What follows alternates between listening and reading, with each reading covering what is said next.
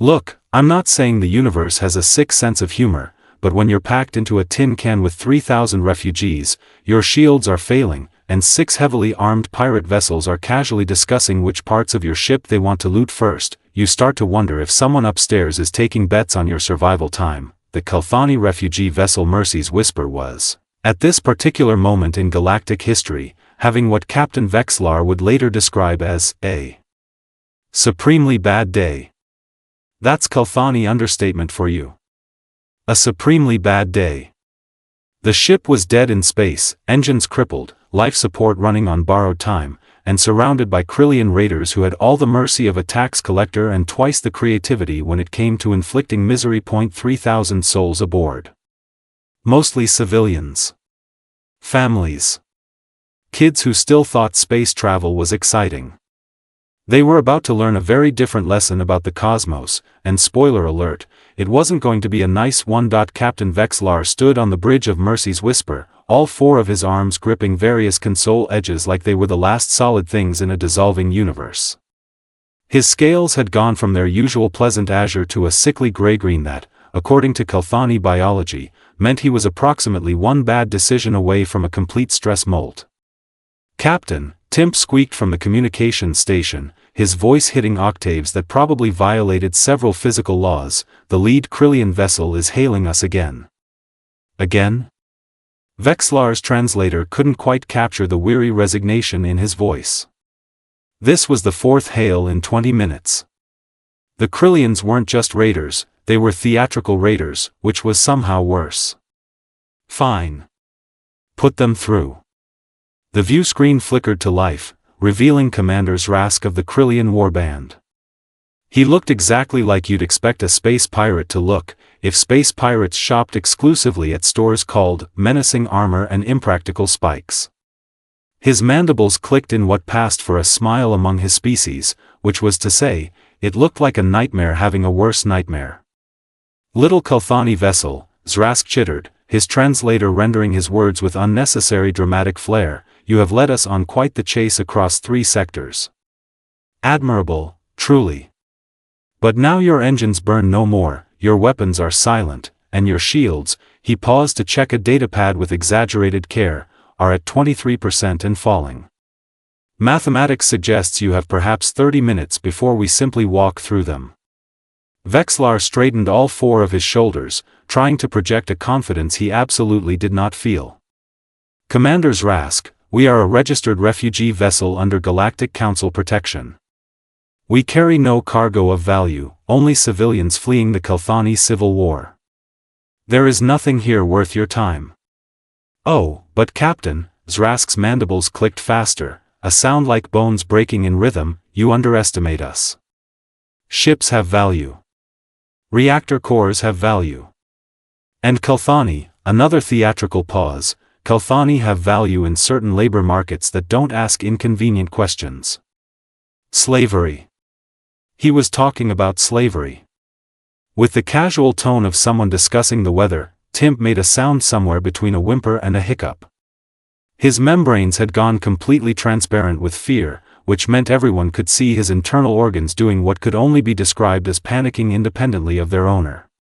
We will not surrender this vessel, Vexlar stated, hoping his voice didn't betray the fact that they had exactly 0 options for not surrendering this vessel. Zrask laughed, a sound that suggested he found genuine joy in other people's hopelessness.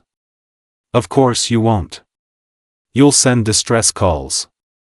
You'll wait for the Galactic Council to dispatch aid. You'll hope and pray to whatever deities your species hasn't yet abandoned. And then, he leaned closer to his own camera, you'll watch your shields fail, you'll hear my boarding teams cutting through your hull, and you'll surrender anyway. But please, do continue with the diplomatic posturing. It's entertaining. The transmission cut, silence filled the bridge like water filling a sinking ship.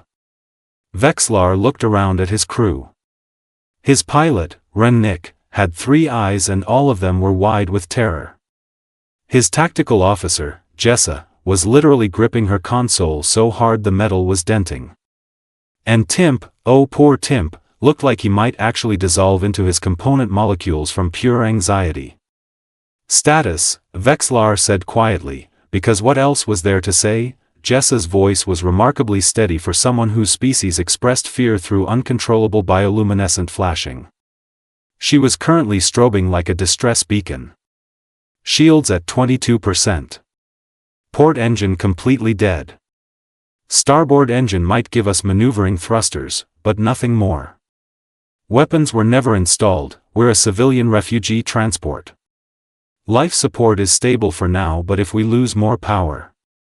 She trailed off, because they all knew what happened when life support failed with 3,000 people aboard. Communications? Vexlar turned to Timp. I've sent distress calls on all Galactic Council frequencies, Timp managed, his voice only breaking twice per sentence now. Emergency channels, diplomatic channels, I even tried the shipping lanes hoping someone, anyone, would hear us. Responses? Timp's membrane somehow went more transparent. 3 automated acknowledgement signals. No actual help incoming. Council standard response time for this sector is, he checked his console, 4 to 6 hours. Vexlar didn't need to do the math. Their shields would fail in 30 minutes. The Krillians would board in 31. In 4 to 6 hours, there wouldn't be anything left to rescue except an empty hull and a lot of very unpleasant questions about what happened to the passengers that he slumped into his command chair, all 4 arms hanging loose. In the academy, they'd taught him crisis management, diplomatic protocol, emergency procedures. They hadn't taught him what to do when the universe simply decided your number was up and there was nothing, absolutely nothing, you could do about it. Keep broadcasting, he said finally. Maybe someone will hear us. It was a nice thought. Noble even. Completely pointless, but nice. 17 minutes later, someone did hear them. Unfortunately, that someone was the Galactic Council. Incoming transmission, Timp announced, his voice carrying a tiny spark of hope that was about to be thoroughly extinguished. It's from Council Station Harmony 7. Vexlar sat up straighter. The Galactic Council. The supposed peacekeepers of civilized space. The diplomatic power that had promised protection to refugee vessels. Surely they would, Mercy's whisper, this is Counselor Bream of Station Harmony 7. The hologram that flickered to life above the communications console showed a Paxian, one of those species that looked like someone had given a jellyfish delusions of grandeur and a bureaucratic position. Bream's translucent body pulsed with what the translator helpfully labeled as professional concern, which is to say, no actual concern whatsoever. Counselor Bream, Vexlar fought to keep his voice level, we are under attack by Krillian raiders. 6 vessels. They are preparing to board. We have civilians aboard, families, children. We need immediate assistance. Yes, we've received your distress call. Bream's form pulsed in a way that suggested he was consulting multiple data streams while talking, the galactic equivalent of checking your phone during a conversation. Quite concerning. We're reviewing your refugee certification now. You did file the RC-772 form before departing Kelthani space, correct? Vexlar blinked all 3 of his eyelids in sequence, a Kelthani gesture that roughly translated to, are you kidding me right now?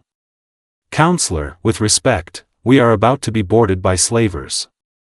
The paperwork status of our departure seems somewhat secondary to the immediate threat of.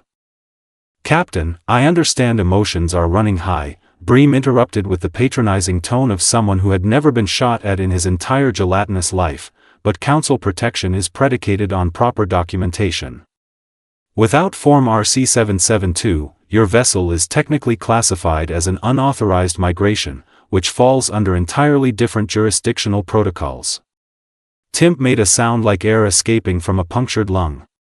We filed all the necessary paperwork, Jessa interjected from tactical, her bioluminescence now flashing in patterns that probably spelled out profanity in her native language. It was transmitted before we left orbit. Your station acknowledged receipt. Acknowledged, yes, but processed? Bream's form did something that might have been the Paxian equivalent of a shrug. Our processing times are currently running at 6 to 8 standard cycles due to the increased refugee flow from the Kalthani conflict. Until your status is confirmed, we cannot authorize military intervention. Our shields are at 19%, Vexlar said, each word coming out like he was chewing broken glass. We have perhaps 20 minutes before they fail completely. I'm not asking for authorization, Counselor, I'm begging for help. And help will be dispatched as soon as we've confirmed your refugee status, Bream replied, his tone suggesting he genuinely believed he was being helpful. In the meantime, have you attempted diplomatic negotiations with the raiders? Often these situations can be resolved through dialogue and perhaps a nominal tribute payment. Nominal tribute. The counselor had just suggested they pay off slavers with a straight face, or whatever Paxians had instead of faces. They want to enslave my passengers, Vexlar said flatly. Unfortunate, certainly, but perhaps a temporary labor arrangement could be negotiated until council forces arrive? I'm seeing here that Krillian warbands have been known to accept payment plans in exchange for. Are you actually suggesting we negotiate our own enslavement? Rennick burst out from the pilot station, his three eyes all focused on the hologram with an intensity that could have melted steel. Bream's form rippled with what the translator marked as mild offense. I'm suggesting you explore all diplomatic options, pilot.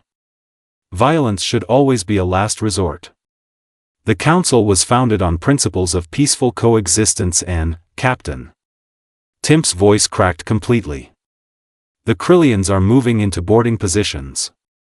All 6 vessels converging on our location. On the view screen, the raider ships were indeed moving, their hulls scarred and weapons heavy, closing in like predators who'd gotten bored of playing with their food. Counselor, Vexlar turned back to the hologram, abandoning all pretense of diplomatic courtesy. We need help now. Not in 6 hours. Not after your paperwork is processed. Now. I understand your distress, Captain. Truly I do, Bream said in a tone that made it clear he understood nothing at all. But council protocols exist for good reason. We cannot simply dispatch military vessels every time there's a border dispute or minor pirate activity. The bureaucratic chaos would be, minor pirate activity? Jessa's voice had gone dangerously quiet. There are 3,000 civilians on this ship. Yes, and we deeply value each sentient life. Bream's automated sympathy was worse than open hostility. Which is why it's crucial you don't escalate the situation through rash action. Remain calm, continue negotiations, and our rapid response fleet will arrive as soon as jurisdictional authority is established. I'm going to transfer you to our crisis counseling team. They're excellent at helping refugees manage anxiety during. We don't need counseling, we need warships. Vexlar roared, his scales flushing deep purple with rage. Captain, I must ask you to moderate your tone. Aggressive language doesn't facilitate productive dialogue. Bream somehow managed to sound wounded. Now, if you could just confirm your vessel registry number and the names of all adult passengers for our database, we can begin the expedited processing of. The transmission cut off. Not because Bream had finished his bureaucratic nonsense, but because Timp had physically yanked the power cable from the communications console. Apologies, Captain, Timp said, not sounding apologetic at all. My hand slipped. Vexlar looked at his communications officer, at the frayed cable sparking slightly in his trembling grip, and felt something that might have been pride if pride had any place in the current nightmare. Understandable malfunction, Vexlar said. Noted in the log. Already noted, sir. Equipment failure due to extreme stress conditions. On the view screen, the Krillian vessels were less than 2 kilometers away now. Close enough that they could see weapons ports opening, grappling systems deploying, boarding tubes extending like the tongues of hungry beasts. Shields at 17%, Jessa reported. 15 minutes, maybe less. Vexlar slumped back in his command chair. They'd done everything right. Filed the paperwork, followed protocols, called for help through proper channels. And the proper channels had told them to wait, negotiate, and please confirm their registry number while slavers prepared to tear through their hull. This, he thought bitterly, was what civilization looked like. Forms in triplicate while children screamed. Any other responses to our distress calls, he asked, though he already knew the answer. Timp checked his console, his membrane still transparent with fear but his voice steady now, steadied by anger if nothing else. Negative, Captain. We're alone out here. And that, as they say, should have been that, except the universe, it turned out, still had one more sick joke to play, and it was about to arrive at extremely high velocity. 3 sectors away. Captain Marcus Chen was having what he considered a pretty good day, which by military standards meant nothing had exploded yet and the coffee machine was still working. The UHSF destroyer Absolute Accountability hung in the black between stars, running what the official logs called patrol operations, and what Chen privately called aggressive loitering with intent to find trouble. The ship was a thing of beauty if your definition of beauty included enough weaponry to crack a small moon and all the aerodynamic grace of a brick with anger management issues. Chen sat in his command chair, feet propped up on a console that probably cost more than a small planet's GDP, sipping coffee that could strip paint. Around him, the bridge crew went about their duties with the casual efficiency of people who'd been together long enough to communicate in grunts and meaningful silences. Captain, Lieutenant Yakamoto called from sensors, I'm picking up a distress call. Multiple frequencies, repeating. Kelthani vessel, looks like a refugee transport. Where? Chen didn't move his feet, but his eyes sharpened. Sector 77 Delta. About 3 hours out at standard cruise. What's the situation? Yakamoto's fingers danced across her console. Parsing the signal now. Looks like they're under attack. Krillian raiders, 6 vessels. The refugee ship is dead in space, shields failing. They're broadcasting on all Council emergency channels. Council response? According to their transmission logs, they got a bureaucratic runaround from Station Harmony 7.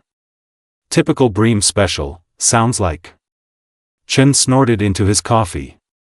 Let me guess, paperwork issues?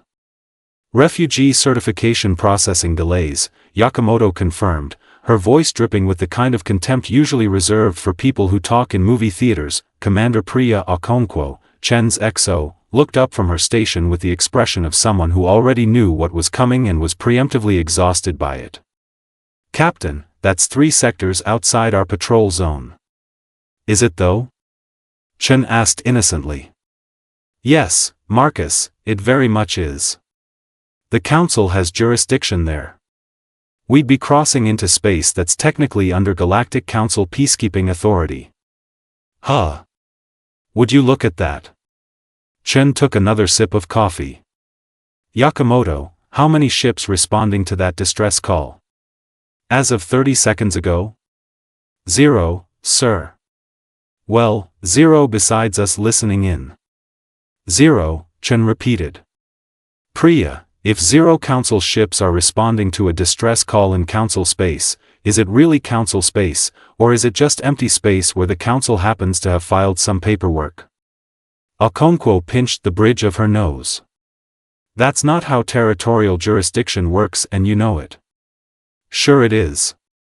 Possession is 9/10 of the law.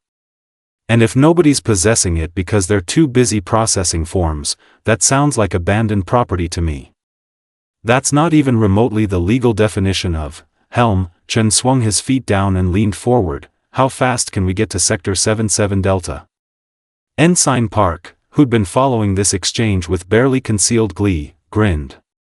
If we run the reactors hot and don't care about fuel efficiency? Hour and a half, sir. Maybe less if we skip the safety margins. I don't recall asking about safety margins, Ensign. My mistake, Captain.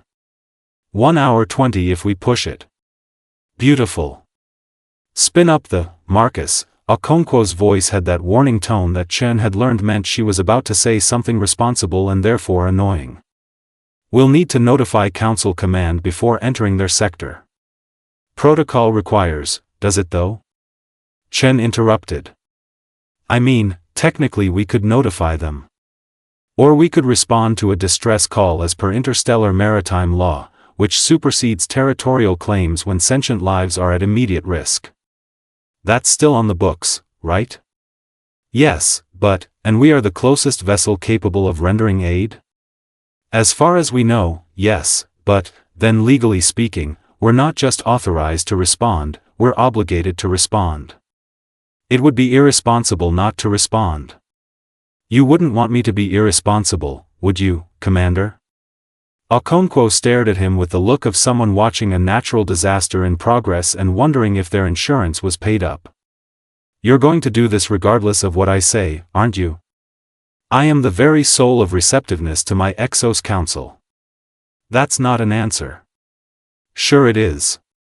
Chen stood up, coffee mug still in hand. Helm, set course for Sector 77 Delta, maximum burn. Tactical, I want weapons hot the moment we drop out of hyperspace. Yakamoto, get me everything you can on those Krillian ships. Weak points, shield frequencies, whether they prefer their warships rare or well done. The bridge erupted into controlled chaos, the kind of organized mayhem that happens when a crew has done this dance enough times to know all the steps. Communications, Chen continued, draft a message to Council Command. Make it polite. Inform them we're responding to a distress call in accordance with interstellar maritime law and will file a full incident report within 72 standard hours. Sir, the communications officer asked, fingers already typing, when should I send it? Oh, after we've already jumped to hyperspace. Don't want them to tell us no before we get there.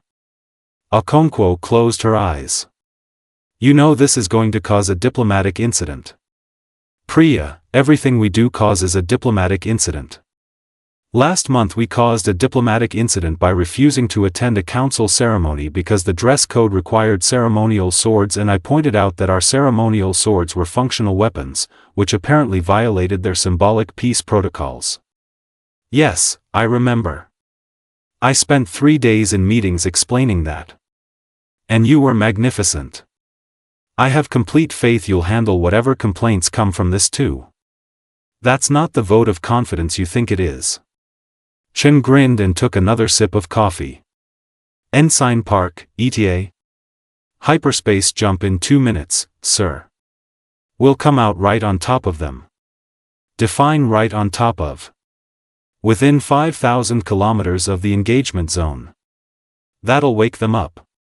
Chen settled back into his command chair. All hands, battle stations. This is not a drill.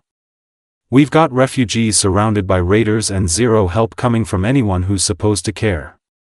So we're going to show up, ruin some pirate's day, and probably get strongly worded letters from the council.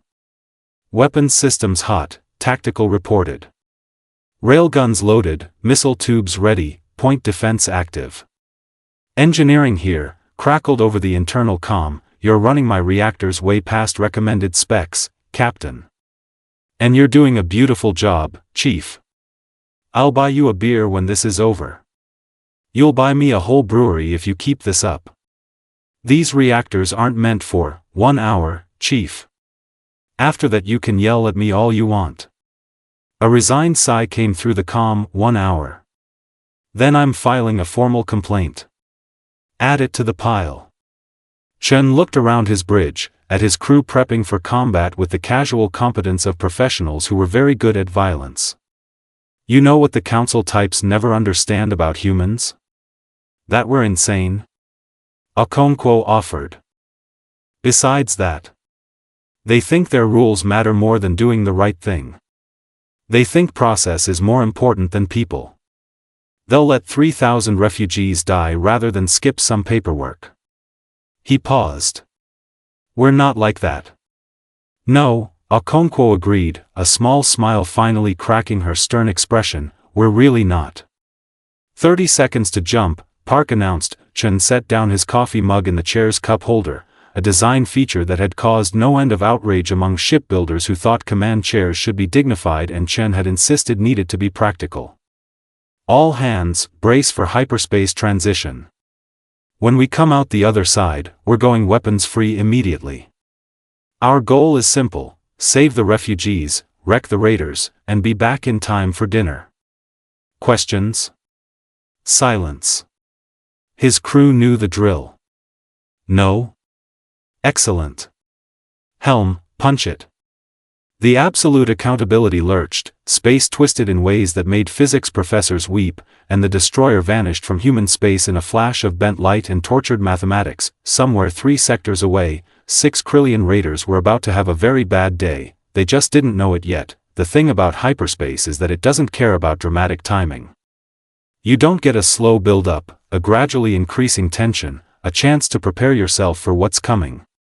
You're somewhere, then you're somewhere else, and if you're unlucky enough to be in the way, you get about half a second of warning before your day goes completely sideways. The Krillian raiders got less than that. Reality tore open 5,000 kilometers from the Mercy's whisper, and the UHSF Absolute Accountability came screaming out of hyperspace like a particularly angry comet that had decided to pick a fight with the laws of physics on the way. Most species, when dropping out of FTL, do so at a reasonable velocity.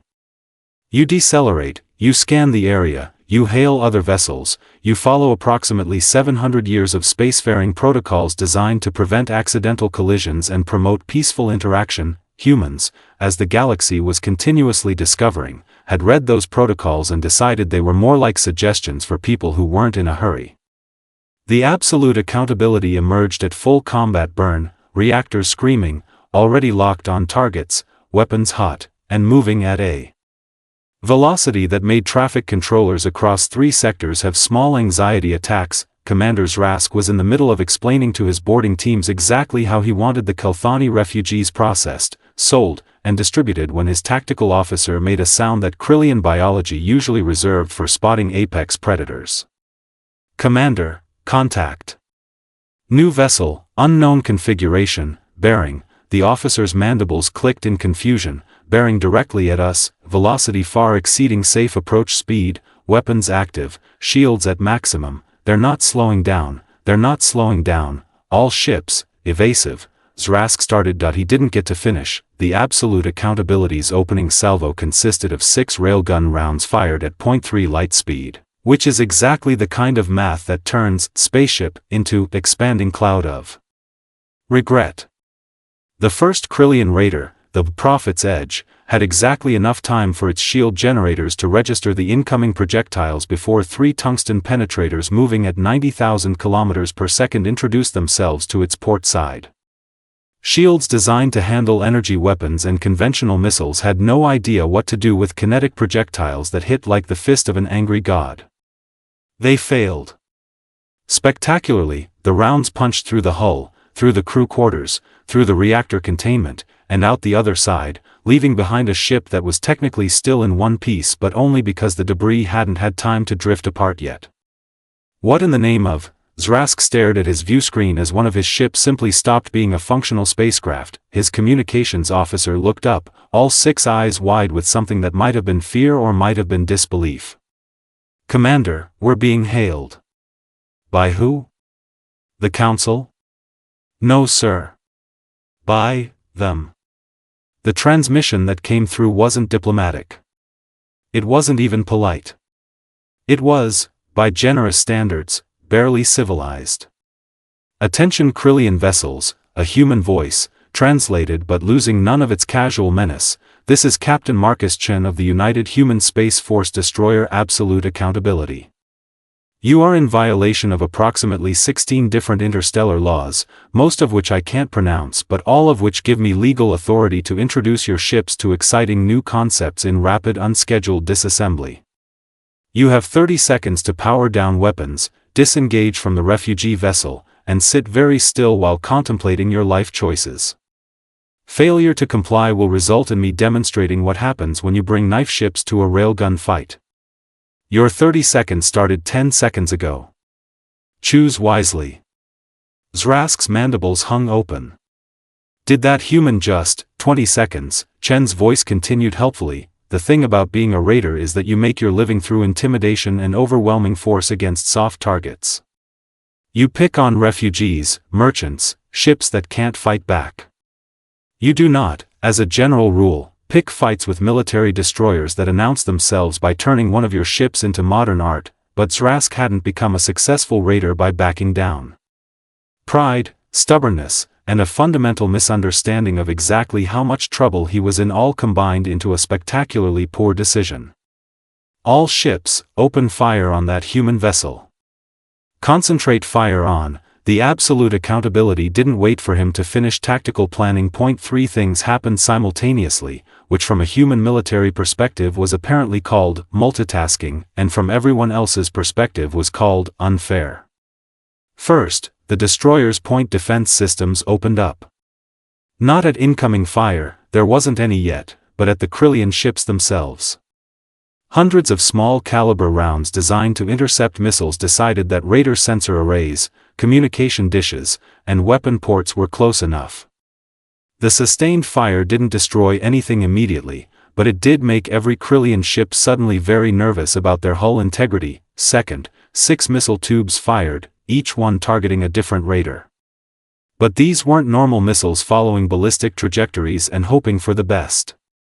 These were human missiles, which meant they had thrust-to-weight ratios that violated several commonly accepted engineering principles and guidance systems that track targets with the persistence of a debt collector. The missiles accelerated hard enough to make their own crews pass out if crews had been small enough to fit inside missiles, which thankfully they weren't. Third, and perhaps most insultingly, the absolute accountability adjusted course to put itself between the raiders and the Mercy's whisper. Not because it needed to block fire, human shields could handle that. But because Chen was apparently making a point about exactly whose refugees these were now. Evasive maneuvers. Zrask screamed. His ship, the Reaper's Dividend, banked hard, its pilot throwing the vessel into a spiral that would have made passengers very sick if they'd been the kind of ship that cared about passenger comfort. The missile tracking them adjusted course with an almost casual contempt for physics, matched their turn, and kept coming. On the raider, Blood Price, the captain made the tactical decision to run. Honorable retreat, he'd call it later if there was a later. He pushed his engines to maximum burn, aiming for the nearest hyperspace jump point. The Absolute Accountability's tactical computer, which had been designed by people who assumed anyone they were shooting at would try to run, had already calculated that possibility. A railgun round, fired 3 seconds earlier on a predictive trajectory, met the fleeing ship halfway to salvation. The round missed the reactor by a good 20 meters, which sounds like a lot until you remember that at relativistic velocities, 20 meters might as well be kissing distance. The kinetic transfer alone shattered the engine assembly, leaving the Blood Price drifting on momentum and prayers. "They're not fighting like a military vessel," one of Zrask's officers shouted over the sound of alarms going off in 3 different pitches of panic. He was right. Military vessels followed doctrine. They maintained formation, coordinated fire, executed planned maneuvers. They fought like chess players, thinking 3 moves ahead, operating on established principles of engagement that dated back thousands of years. Humans fought like someone had given a honey badger a destroyer and a grudge. The absolute accountability was everywhere at once, firing from angles that should have been impossible, moving in patterns that suggested its navigator had consumed too much caffeine and not enough sense, launching missiles that apparently had personal vendettas against their targets. "Return fire, return fire." Zrask ordered. His ships tried. Energy beams lanced out, striking the human vessel's shields. The shields flared, held, and the destroyer didn't even slow down. Missiles launched from the raiders, conventional ship killers that tracked heat and drove themselves toward targets in nice, predictable arcs. The Absolute Accountability's point defense network treated them with roughly the same respect a professional athlete shows a child's challenge to single combat. The missiles died in bright flashes, never getting within 1,000 kilometers of their target, and all the while, those human missiles kept coming. The first one hit the Prophet's margin, already damaged from the opening salvo. The missile didn't just explode. It punched through failing shields, buried itself in the hull, and then detonated its warhead inside the ship's center of mass. The raider vessel cracked like an egg, atmosphere venting, internal fires visible through the ruptures, escape pods launching in every direction as the crew decided survival beat pride. Sir, this is insane. Zrask's tactical officer chittered. They're not following engagement doctrine. They're not maintaining safe distances. They're not even giving us time to coordinate a response. They're just shooting at everything, and somehow it's working. It was working because human naval doctrine, such as it was, operated on a principle that the rest of the galaxy found simultaneously effective and horrifying. If you hit the enemy hard enough, fast enough, and with enough different types of violence, they don't have time to mount an organized defense. Shock and awe, they called it. Everyone else called it aggressive enthusiasm bordering on madness. 2 more raiders took critical hits. The Scavenger's Dew lost its entire port side to a railgun strike that came from an angle its shields weren't even facing. The Razor's Bargain tried to jump to hyperspace and found that the human ship had been firing what could only be described as hyperspace jammers, which was apparently a thing humans had invented specifically to keep targets from running away. Zrask watched his fleet dissolve like sugar in acid and felt something he hadn't experienced in 3 decades of raiding: pure, undiluted fear.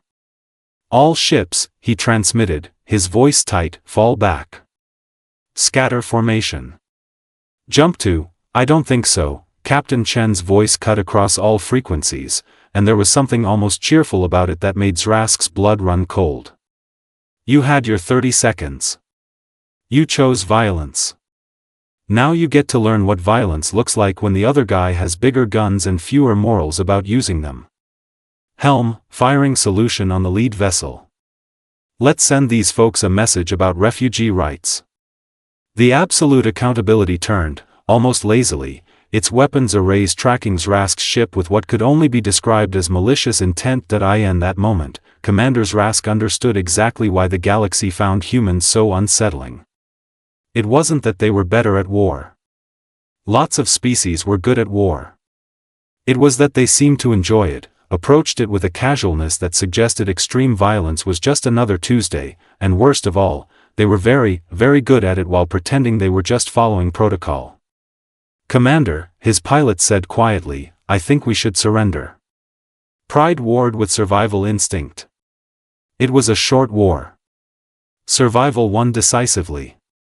All ships, Zrask transmitted on open frequencies, hating every word, cease fire. Power down weapons. We surrender. Smart choice, Chen's voice came back. Now sit tight while we decide what to do with you. And if anyone so much as twitches their weapon systems wrong, I've got another magazine of railgun rounds that are feeling underutilized. In the span of 4 minutes, 6 Krillian raiders had been reduced to a scattered, battered collection of ships desperately broadcasting their surrender and hoping the humans accepted such things. The galaxy had rules for warfare. Humans had apparently read them, shrugged, and decided speed was more important than politeness. Aboard the Mercy's Whisper, Captain Vexlar stood on his bridge in a state of shock so profound that his scales had cycled through every color his species was capable of producing and had started inventing new ones. What? He said slowly, all 4 of his hands gripping his command chair hard enough to leave permanent impressions. In the name of all that exists and several things that probably shouldn't, just happened. Nobody answered, mostly because nobody had an answer that made sense. The bridge crew stared at their view screens like people watching a magic trick and trying to figure out where the rabbit came from, except the rabbit was a human warship and the hat was apparently the fabric of their understanding of space combat. Timp, Vexlar said, his voice distant, did we just watch a single human vessel destroy or disable 6 Krillian raiders in under 5 minutes? Timp's membranes had gone from transparent with fear to completely opaque with overload. His species' biology had literally shut down his visibility because his organs couldn't handle the stress of what they'd just witnessed. Yes, Captain, he whispered. Yes, we did. And they didn't hail first? Didn't warn the raiders? Didn't attempt diplomatic resolution? They gave them 30 seconds, sir, Jessa offered from tactical, her bioluminescence now flashing in patterns that her species' xenopsychology databases would have labeled as existential confusion. Then they just started shooting. With projectiles moving at speeds that shouldn't be possible outside of theoretical physics papers. Rennick, the pilot, all three of his eyes fixed on the human destroyer that was now calmly maintaining position between them and the shattered raider fleet, made a sound that might have been a laugh or might have been a nervous breakdown. They didn't even slow down when they came out of hyperspace. Do you understand how insane that is? Every safety protocol, every standard approach procedure, every rule about civilian vessel proximity, they just ignored all of it and came in like they were personally offended by the local physics. Shields at 14% and holding, Jessa reported, because someone needed to say something normal and tactical status was as normal as anything got right now. The raiders have all powered down weapons. They're just floating there. The humans are scanning them. On the view screen, the absolute accountability hung in space with the casual menace of a predator that had just reminded the food chain who sat at the top. It was smaller than some of the raider vessels, but somehow it looked bigger, like it was taking up more space than mere physics allowed. Maybe it was the weapons arrays that were still hot and tracking targets. Maybe it was the scorch marks on the hull that suggested this ship had been in fights before and won. Maybe it was just the sheer audacity of a vessel that had jumped into a 6-on-1 fight and made it look easy. "Captain," Timp's voice cracked, "they're hailing us."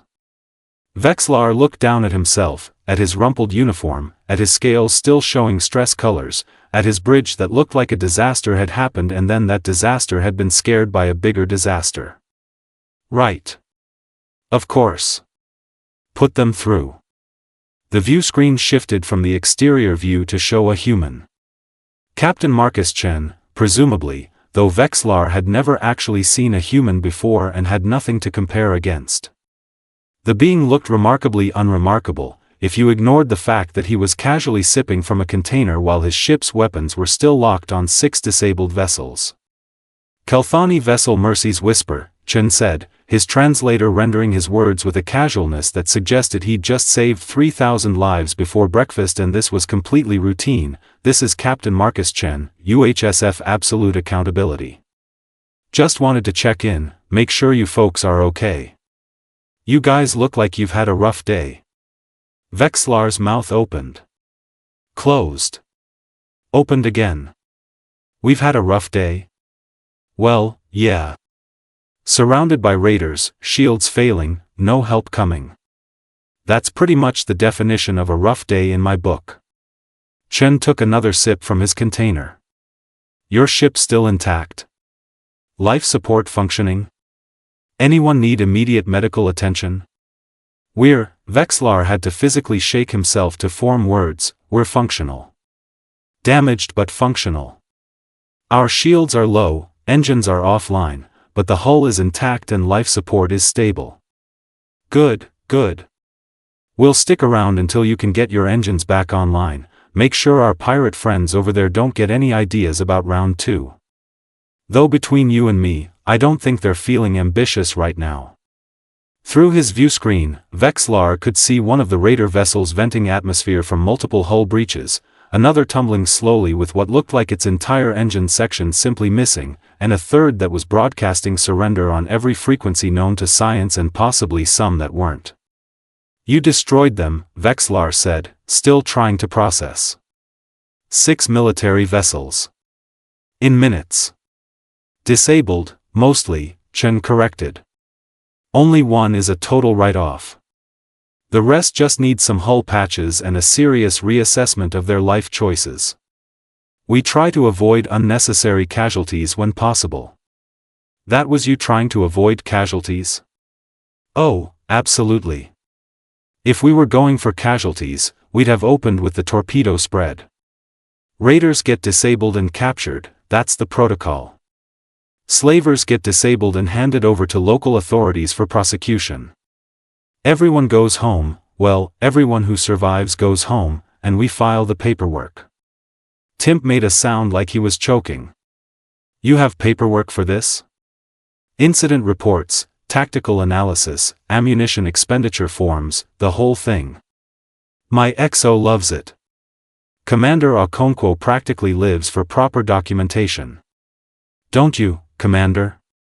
A second human voice came through, female, carrying the tone of someone who'd had this conversation before and knew exactly where it was going. I live for properly filed documentation that doesn't result in diplomatic incidents, yes sir. Which this will, because we just engaged 6 vessels in council space without prior authorization. Details, Chen waved a hand dismissively. We responded to a distress call. That's legal. Legal and diplomatically prudent are not the same thing. They really should be though. Vexlar listened to this exchange with the growing realization that he was watching 2 humans casually discuss the bureaucratic implications of saving his ship while said ship was still surrounded by the wreckage of their enemies. It was surreal. It was bizarre. It was the most human thing he'd encountered, and he'd only known humans existed for approximately 7 minutes. Captain Chen, he managed, we sent distress calls on all council emergency frequencies. We were told help was hours away. We were told to wait for proper authorization. How did you get here so fast? We were in the neighborhood, Chen said with a shrug that Vexlar's translator helpfully labeled as casual dismissal of impossible logistics. Heard your call, figured you needed help more than you needed paperwork, and decided to drop by. That's what warships do, right? Help people? That's what they're supposed to do, Vexlar said quietly.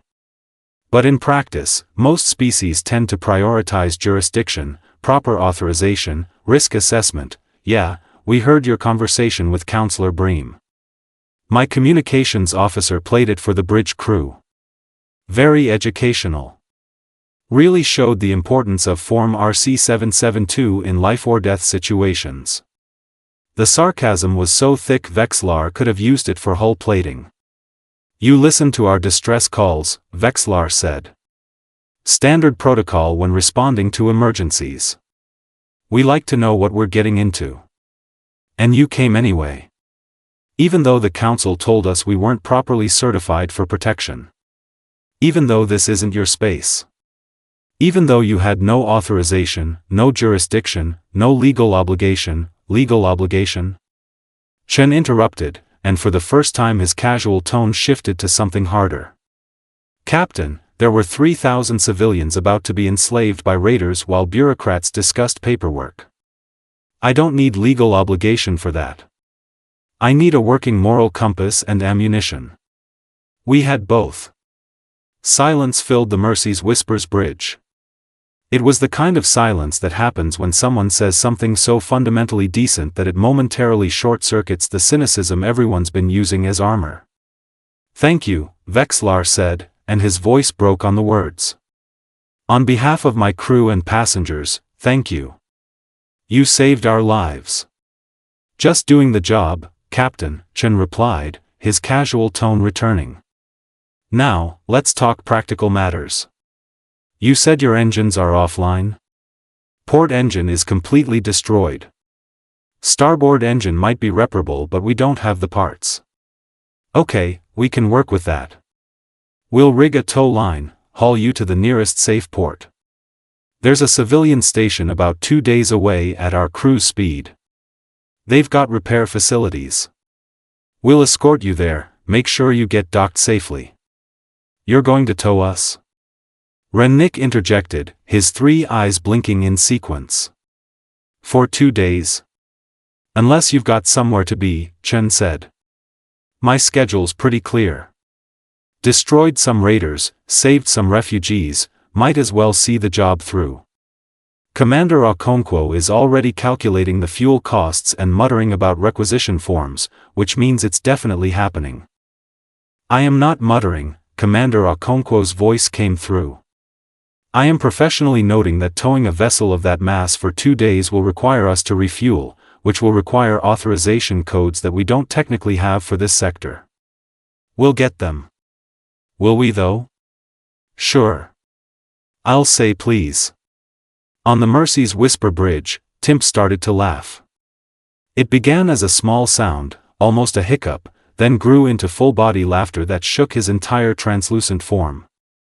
Within seconds, Jessa joined in, her bioluminescence flashing in patterns that definitely weren't in any standard emotion catalog. Then Rennick, all 3 eyes watering.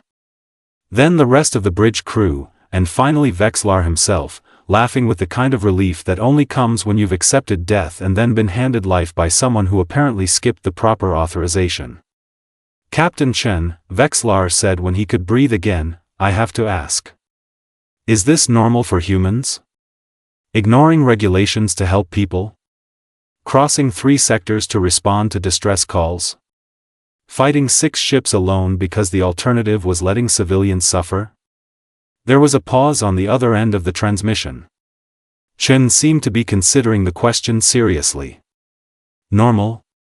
I don't know about normal," he finally said. "But it's what we do. See, the thing about humans is, we've got this defect in our collective psychology. We hear someone screaming for help, we tend to show up.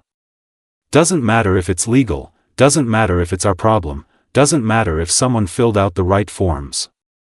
Someone needs help, we help. Sometimes we help with overwhelming firepower and a casual disregard for safety regulations, but hey, you work with what you've got." "The galaxy must find you very confusing," Vexlar observed. "Oh, constantly," Chen agreed cheerfully. "Half the council thinks we're dangerous lunatics, the other half thinks we're useful idiots. Both halves file complaints about us on a regular basis. But here's the thing, Captain. At the end of the day, your passengers are alive. Those raiders are neutralized. And you're going to make it to safety. Everything else is just paperwork." And in that moment, watching this human captain casually sip his beverage while his warship stood guard over a refugee vessel he had no obligation to protect, Vexlar understood something fundamental about humanity. They were absolutely insane. Thank every deity that existed, they were on the right side of insane. "All right, crew," Chen announced to his bridge, setting down his coffee mug with the kind of finality that suggested important decisions were being made. "Let's get our new friends secured and start the cleanup process. Yakamoto, what's the status on those raider vessels?" Lieutenant Yakamoto looked up from her sensor console, her expression suggesting she was reading something that reality shouldn't have allowed to exist. 5 ships heavily damaged but stable, crews alive and very cooperative. 1 ship, the Prophet's Edge, is a debris field. We're reading escape pods, so most of the crew made it out. The lead vessel, Reaper's Dividend, is broadcasting continuous surrender signals on, and I'm not making this up, 17 different frequencies including some I'm pretty sure they just made up. "Overkill much?" Ensign Park commented from the helm. "When you've just been introduced to human naval doctrine, there's no such thing as overkill," Okonkwo observed. "There's only thoroughly convinced and not thoroughly convinced enough. These raiders are definitely in the first category." Chen nodded. "Yakamoto, transmit coordinates for the nearest council peacekeeping station. Tell our pirate friends to limp their way there and turn themselves in. If they deviate from that course, we'll know, and we'll be very disappointed." "Disappointed," Yakamoto repeated.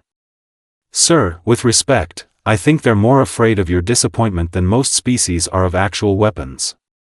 "Good. Use that. Also, transmit our tactical logs to the council station. Full documentation of their attempt to board a refugee vessel, their rejection of diplomatic options, the whole thing. Should make the prosecution nice and simple." "Already done, sir." I may have also included the recording of Counselor Bream's conversation with the Mercy's Whisper. Chen grinned. "Did you now?" Seemed relevant to the incident report. Just providing complete context for the authorities. "You're evil, Lieutenant. I appreciate that about you." Commander Okonkwo sighed in a way that suggested she was calculating how many forms this would require. "You realize that recording is going to make Counselor Bream's life very difficult when it goes into official records?" "Yes," Chen said. "Yes, I do realize that. And I'm strangely okay with it.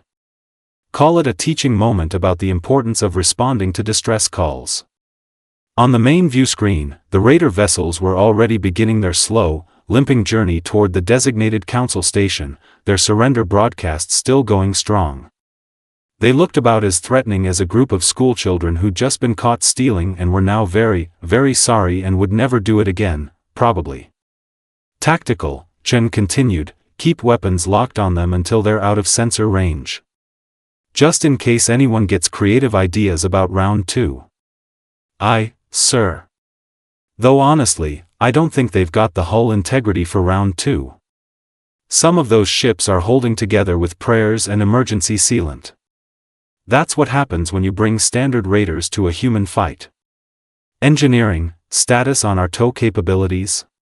The intercom crackled with Chief Engineer Rodriguez's voice, carrying the perpetually exhausted tone of someone who'd stopped being surprised by impossible requests years ago. We can rig a tow line to the Mercy's Whisper, no problem. It'll slow us down, increase fuel consumption by about 40%, and probably trigger every overload warning in my engine room, but it's doable. You want the good news or the bad news? Is there good news?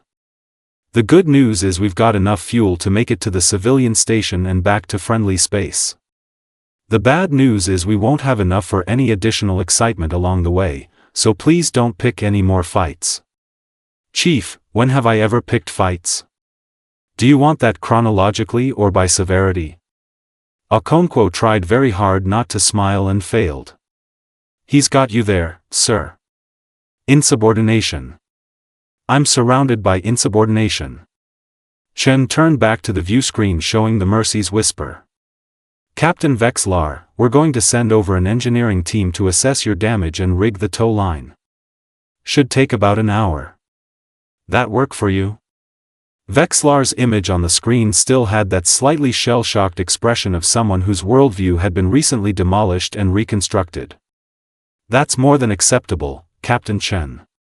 We appreciate any assistance you can provide. Great. Fair warning, human engineers can be a bit enthusiastic. If they start suggesting improvements to your reactor configuration or offering to optimize your power distribution, just smile and nod. They mean well, they're just constitutionally incapable of seeing technology without wanting to make it better. I'll keep that in mind. Also, we've got medical personnel if anyone needs attention. Injuries, stress trauma, psychological evaluation after being surrounded by raiders, we've got specialists for all of it. Vexlar blinked all 3 eyelids. You have psychological specialists aboard a military destroyer? Of course, Chen said, like this was obvious. Combat's stressful. Watching combat is stressful. Nearly being enslaved by pirates is definitely stressful. We've got counselors, therapists, even a recreational specialist who does art therapy. Lieutenant Morrison, she's great. Does this thing with clay sculptures that's supposed to be very calming. Your military vessel has art therapy. Why wouldn't it? Mental health is health, Captain. Can't have a functional crew if everyone's carrying around unprocessed trauma. Plus Morrison makes excellent pottery. I've got a vase in my quarters that's very tasteful. On the Mercy's Whisper Bridge, Timp was frantically taking notes. Captain, I think we need to update our xenocultural database on humans. Everything we have is apparently completely wrong. What does it currently say? Chen asked, curious. Timp checked his console. It says humans are a recently spacefaring species, technologically developing, with limited military capabilities and a tendency toward cautious diplomacy. The entire human bridge crew burst into laughter. Even Commander Okonkwo, who prided herself on professional decorum, had to cover her mouth to hide a smile. Oh, that's amazing, Chen wheezed. Cautious diplomacy. Who wrote that? The Council PR department? Apparently the entry was compiled from Council first contact reports and diplomatic assessments, Timp said, scrolling through the data. It was last updated 6 months ago. 6 months ago we held a diplomatic reception where my helmsman challenged the Vorten ambassador to a drinking contest and we had to evacuate 3 decks due to creative interpretation of fire safety regulations. Cautious we are not. Vexlar was writing his own notes now. Captain Chen, if you don't mind my asking, how exactly would you describe human military doctrine? For our records. Chen considered this, spinning his command chair slightly. How would I describe it? Commander Okonkwo, you want to take this one? Okonkwo stood, clasping her hands behind her back in a formal pose. Human military doctrine can be summarized as follows: identify the problem, hit it very hard, hit it very fast, and continue hitting it until it stops being a problem. We favor overwhelming force, rapid response, and creative interpretation of engagement ranges. We don't believe in fair fights, we believe in winning fights. And we have a cultural tendency to adopt underdogs, strays, and anyone who needs help, which often manifests in showing up to situations we weren't invited to and solving them with extreme prejudice. Also, we're stubborn, Park added from Helm. Very stubborn. And we don't like bullies, Yakamoto chimed in. Raiders picking on refugees? That's basically designed to make humans collectively angry. Add caffeine dependency, Chen contributed. Very important. Our entire military runs on coffee and spite. Vexlar was still writing. This is the most comprehensive military analysis I've ever heard that includes coffee as a strategic resource. You'd be surprised how strategic coffee can be, Chen said seriously. Engineering, how's that tow line coming? Teams suiting up now, sir. Should be over to the Mercy's Whisper in 15 minutes. Perfect. Captain Vexlar, our people will be the ones in bulky suits covered in tool attachments looking like they're going to hug your ship. Don't be alarmed, that's just what human engineers look like in the field. Understood, Vexlar said, and there was something warm in his voice now, the tension of the last few hours finally starting to drain away. Captain Chen, I have to say, in all my years of service, I've never encountered anyone quite like humans. We get that a lot. I mean it as a compliment. We choose to take it that way regardless, Chen grinned. Look, here's the thing, Captain. The galaxy's got all these rules, right? Protocols, jurisdictions, proper channels, authorization codes. And those are fine, they've got their place. But sometimes, and hear me out here, sometimes the rules get in the way of doing what's right. And when that happens, humans have this weird habit of looking at the rules, looking at what needs doing, and choosing the thing that needs doing. Even if it causes diplomatic incidents? Vexlar asked. Especially if it causes diplomatic incidents, Okonkwo muttered.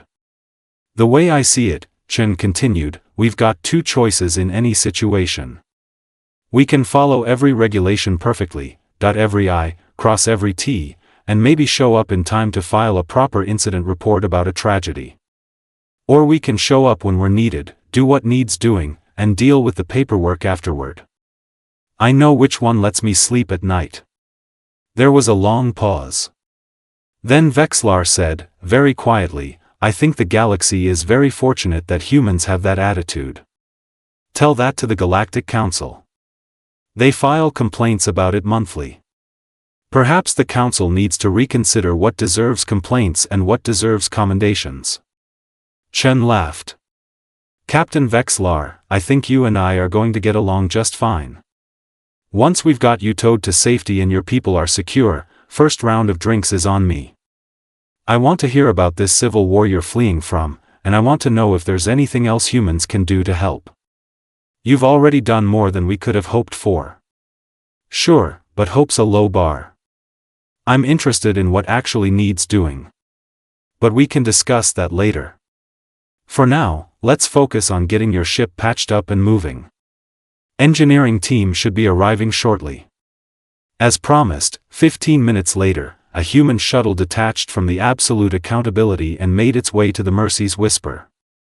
Vexlar watched it approach, this small craft from a species he'd learned about mere minutes ago, carrying engineers who would help repair his ship, secure his people, and guide them to safety. The shuttle docked with a gentle thump that spoke of experienced pilots. The airlock cycled. And then 6 humans in engineering suits came aboard, carrying tools, scanning equipment, and an enthusiasm that suggested they'd been personally offended by the Mercy's Whisper's engine failure and were here to fix that offense immediately. The lead engineer, a woman with her name stenciled on her suit as Chen, R. No relation to the captain, apparently humans just had a lot of Chens, took one look at the damaged engine systems and grinned. "Oh, this is going to be fun," she said, in a tone that suggested her definition of fun might need some calibration. Vexlar watched them work, these humans who'd crossed 3 sectors to help, who'd destroyed 6 raiders to protect refugees, who were now enthusiastically repairing systems they had no obligation to fix. The galaxy had rules. Humans, it seemed, had priorities. He was starting to think priorities were better. 48 hours later, the Mercy's Whisper sat safely docked at Civilian Station Kester 9, its passengers disembarked, its crew exhausted but alive, and its engines in better condition than they'd been before the raider attack thanks to what Chief Engineer Rodriguez Chen had called some light optimization while we were in there anyway. The station administrator, a Paxian named Coordinator Threll, had greeted them with the kind of bureaucratic efficiency that suggested he'd processed exactly this scenario 1,000 times before. Refugee documentation, temporary housing assignments, medical screening, the whole apparatus of interstellar humanitarian response grinding into motion with well-oiled precision. What Threll had not been prepared for was the human warship that had escorted them in, or more specifically, the diplomatic incident that arrived approximately 6 hours after the Mercy's Whisper docked. The transmission came from Council Station Harmony 7, and Counselor Bream's gelatinous form on the view screen was pulsing with colors that the translator helpfully labeled as official displeasure and bureaucratic outrage. "Captain Chen," Bream began, his tone carrying the weight of someone who'd spent the last 2 days composing a very strongly worded letter, "I am transmitting a formal complaint from the Galactic Council regarding your unauthorized military action in Council-protected space.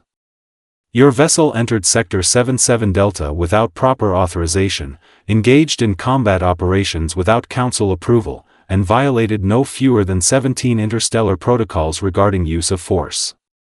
Chen, sitting in his command chair with a fresh cup of coffee and an expression of profound unconcern, nodded along. Got it. Anything else?" Bream's form rippled in a way that suggested he'd expected more contrition. "This is a serious matter, Captain. The Council takes unauthorized military action very seriously. There will need to be an inquiry, documentation filed, possible sanctions." "Counselor," Chen interrupted, "quick question. How many of those 3,000 refugees died while you were processing their paperwork?" "That's not relevant to the, it's extremely relevant. Because the answer is 0. 0 refugees died. Know why? Because we showed up and stopped 6 raiders from enslaving them. So when you're filing your complaint about unauthorized military action, maybe include a section about successful humanitarian intervention. Really round out the report." "Captain, the ends do not justify the means when it comes to violating established protocols." "Sure they do," Chen said cheerfully. "Saved 3,000 lives, neutralized 6 raider vessels, delivered the refugees safely to a civilian station. Those ends justify pretty much any means short of blowing up a planet. Which we didn't do, for the record. We were very restrained."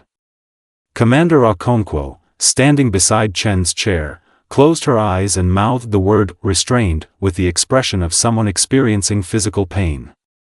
"You fired on vessels in Council space without authorization." Bream's colors were shifting toward what the translator marked as increasing agitation. "I responded to a distress call per interstellar maritime law," Chen corrected. "That law supersedes your protocols. It's been on the books for about 300 years. You can look it up. It's in section, he glanced at Okonkwo.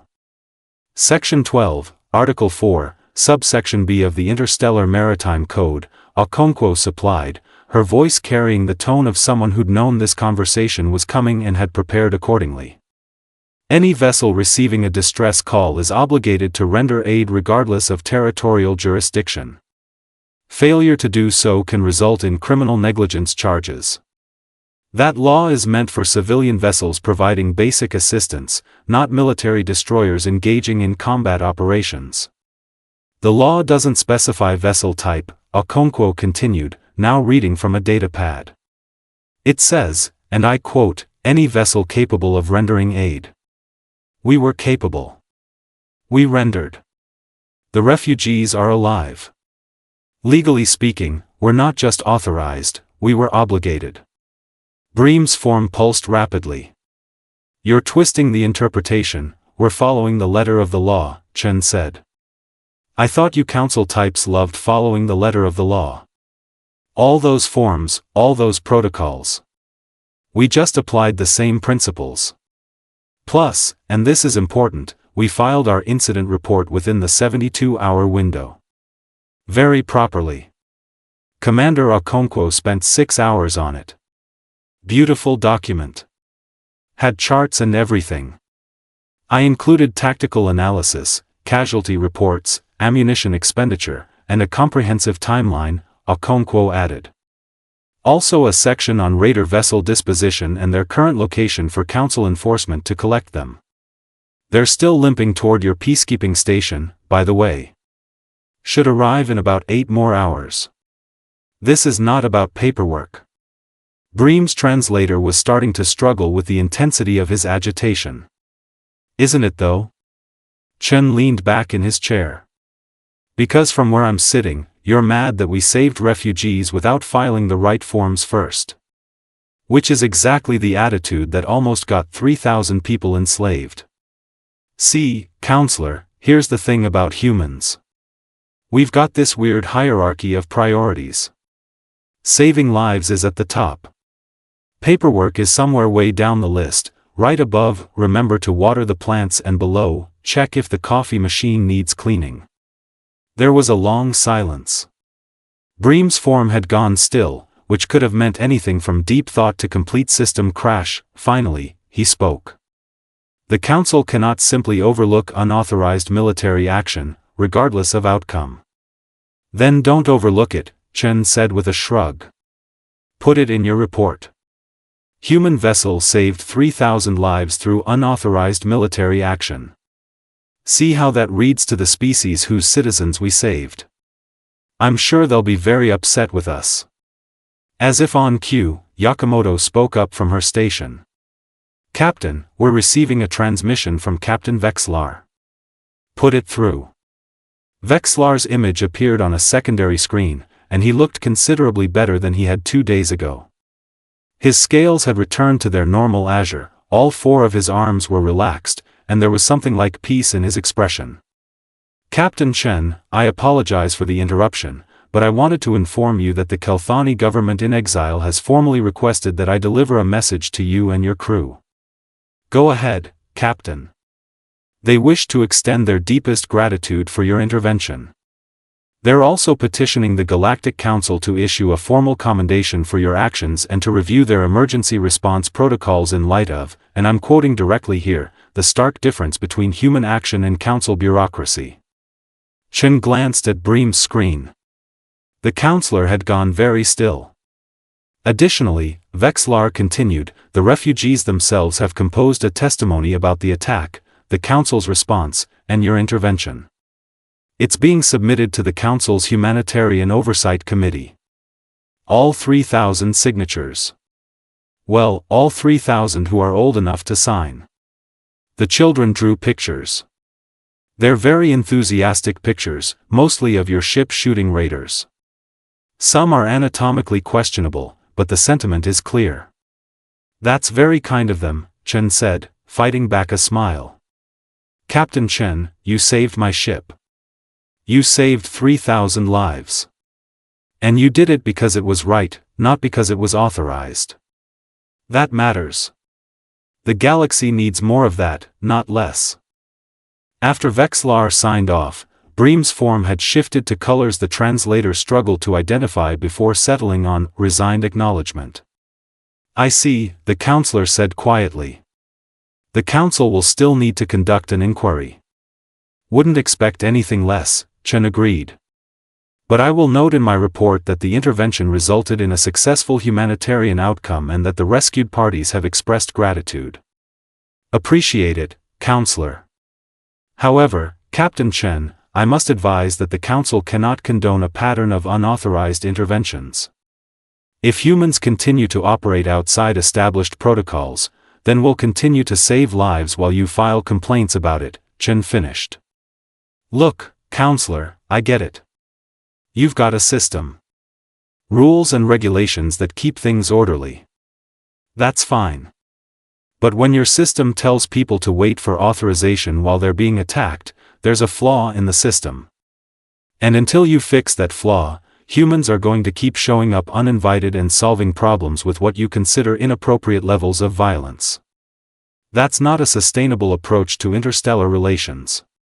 Maybe not. But it keeps people alive. I'll take sustainable criticism over sustainable casualties any day. Bream's form pulsed one final time, then the transmission ended. Silence filled the bridge of the absolute accountability. Then Ensign Park spoke up from helm. Sir, how much trouble are we actually in? Chen took a long sip of his coffee. On a scale of 1 to 10? Probably a 7. They'll investigate, file reports, maybe issue a formal censure. Command will tell me I need to be more diplomatic. I'll nod and agree and then do the exact same thing next time someone needs help. And they'll let you? Park asked. They'll grumble about it. But yeah, they'll let me. Because at the end of the day, everyone knows that if their ship is in trouble, their family is in danger, their people are crying for help, the one thing they want to see is a human warship coming out of hyperspace at full burn with weapons hot and zero concern for proper authorization. We're useful that way. Commander Okonkwo shook her head. That's a terrible way to conduct interstellar diplomacy. Probably, Chen agreed. But it's a great way to make sure people don't die waiting for permission to be saved.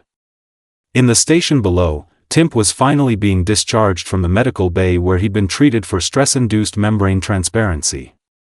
His first act upon release was to update the Kelthani Xenocultural database entry on humans. The old entry about cautious diplomacy was deleted. The new entry read, humans are a recently spacefaring species with advanced military capabilities and a cultural tendency toward immediate action when confronted with injustice. They show little regard for proper authorization when lives are at stake, favor overwhelming force over measured response, and operate under the principle that saving lives matters more than following protocols. Approach with gratitude if you need help. Approach with caution if you're causing problems. They run on coffee and spite, and they're very good at both. He submitted it to the Galactic database. It was approved within the hour. 3 months later, another refugee vessel would send a distress call in human-adjacent space. The Galactic Council would respond with requests for documentation. A human cruiser would respond with railgun fire and a tow line. The galaxy was learning, slowly, bureaucratically, but learning. Humans didn't wait for the galaxy to catch up though, they just kept showing up. And people kept surviving because of it. So here's the thing about the universe that nobody really tells you until you've been around long enough to notice the patterns. It's not actually designed for fairness. It's not built with justice in mind. The cosmos doesn't care if you're a refugee fleeing a civil war or a child who just wants to live long enough to grow up. Physics doesn't pause for moral consideration. The void doesn't stop being void just because good people are dying in it. For most of galactic history, civilized species dealt with this uncomfortable truth by building systems. Protocols. Procedures. Forms in triplicate. The Galactic Council became very good at organizing response frameworks and establishing jurisdictional boundaries and creating proper channels for everything. They built a beautiful, complex machine for managing the chaos of a populated universe, and then they got so focused on maintaining the machine that they forgot what the machine was supposed to be for. Enter humans. Stage left. Probably breaking something on the way in, humans, who looked at thousands of years of carefully constructed diplomatic protocols and said, that's nice, but people are dying right now, so we're going to skip ahead to the part where we fix that.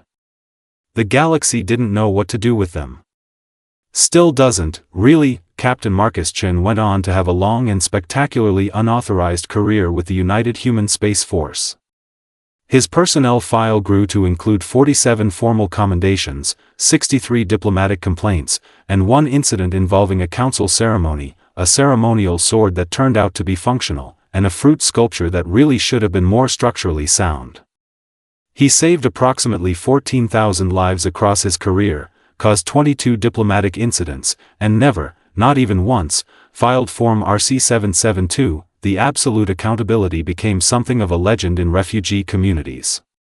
There was a saying that developed in the outer colonies: when the council sends forms, the humans send warships. Ships in distress started specifically broadcasting on human frequencies, knowing that while the response might involve questionable adherence to safety regulations and an alarming amount of railgun fire, it would definitely involve someone actually showing up. Commander Priya Okonkwo eventually made captain herself and continued the proud tradition of arriving places without proper authorization and then filing such meticulous incident reports that the council couldn't actually find anything to punish. She was either the most by-the-book maverick in human space or the most maverick by-the-book officer, depending on who you asked. Her personnel file included a commendation from the Council for exceptional documentation practices, and a separate complaint from the same Council for excessive intervention in sovereign space. She framed both and hung them in her ready room. The Mercy's Whisper was repaired, upgraded, the humans couldn't help themselves, and went on to make 17 more refugee runs over the next 5 years. Captain Vexlar kept a photo on his bridge of the absolute accountability hanging in space between his ship and the raiders. Underneath it, in human English that he'd learned specifically for this purpose, was a small plaque reading, "They came when no one else would." Timp, the communications officer whose membranes had gone transparent with fear, eventually overcame his anxiety disorder through exposure therapy that mostly consisted of things kept almost going catastrophically wrong and then humans showed up and fixed them with violence. He became something of an expert on human psychology, writing a paper titled Organized Chaos: Understanding Human Decision-Making in Crisis Scenarios. It was required reading at the Kelthani Naval Academy. The abstract concluded with the sentence, "They're insane, but they're reliably insane," which is more than you can say for most species. The Galactic Council did eventually reform their emergency response protocols. It only took 6 more incidents of humans showing up uninvited, 3 separate petitions from rescued populations, and one particularly scathing article in the Galactic Times titled, "Why do we have emergency services if they don't show up for emergencies?" The new protocols reduced response time from 4 to 6 hours to under 2 hours for distress calls. Humans still usually arrived first. They had a tendency to be in the neighborhood. Or to define neighborhood as anywhere we can reach within our fuel range. Or to simply ignore fuel range as a limiting factor and worry about getting home after everyone was safe. Counselor Bream underwent what his species called perspective recalibration after being required to attend a memorial service for refugees who died waiting for proper authorization in a different sector. He never became warm exactly, Paxians weren't built for warmth, but he did start flagging distress calls for immediate escalation rather than documentation review. It wasn't friendship with humanity. It was more like grudging acknowledgement that maybe, possibly, on rare occasions, humans had a point about priorities. The 6 Krillian raider vessels that attacked the Mercy's Whisper were tried, convicted, and sentenced to substantial prison time. Commander Zrask spent his incarceration writing a memoir titled, What I Learned About Human Combat Doctrine, A Survivor's Guide. It included chapters such as, Why Safety Margins Are Called Margins for a Reason, Humans Disagree, the 30-second warning, a case study in optimistic timeline assumptions, and Railguns, a meditation on velocity and poor life choices. It became required reading at several military academies as an example of what not to do when encountering human vessels. The first chapter opened with the line, "If you see a human warship and you've been doing crimes, surrender immediately." I am not joking. I am not being dramatic. They will turn your ship into abstract art and then file paperwork about it. As for humanity itself, it continued to be humanity. Helpful, aggressive, caffeinated, and constitutionally incapable of following instructions when those instructions conflicted with their sense of right and wrong. They joined the galactic community not by fitting into existing structures but by being so aggressively themselves that the structures had to adjust around them. Some species called them heroes. Some called them dangerous. Some called them unpredictable maniacs with access to weapons that violated the spirit if not the letter of several arms control treaties. All of them, when their ships were in danger and their people were dying, called for help and hoped a human vessel was close enough to hear. Because here's the final truth that the galaxy learned, sometimes slowly, sometimes painfully, but eventually completely. Humans don't wait for permission to do the right thing. They don't file the forms first and help second. They don't prioritize protocol over people, they show up. They help. They deal with the consequences later. It's inefficient. It's chaotic. It causes diplomatic incidents and paperwork nightmares and makes council administrators develop stress-related health conditions. It also saves lives, and at the end of the day, when you're floating in the black with your shields failing and raiders closing in, when the council has told you to wait and hope and file the proper documentation, when you've accepted that no help is coming and you're preparing for the worst, that's when you hear it, the hyperspace warning klaxon. The proximity alerts. The sensor contact that appears out of nowhere, moving too fast, burning too hot, weapons already locked on targets. That's when the human warship comes howling from the void, and that's when you know, with absolute certainty, that you're going to survive, not because you filed the right forms, not because you had proper authorization, not because the system worked the way it was supposed to, but because somewhere out there, a human captain heard someone screaming for help and made the very human decision that helping was more important than asking permission first. The galaxy is still getting used to that, humanity is still not waiting for permission, and Timp never fainted again. Well, not often. And never around humans. He'd learned his lesson about underestimating the crazy caffeinated apes with warships and an overdeveloped sense of justice. They weren't civilized the way the council defined civilization, they were civilized the way civilization was supposed to work, and the galaxy, slowly, reluctantly, gratefully, was learning the difference. One unauthorized rescue at a time.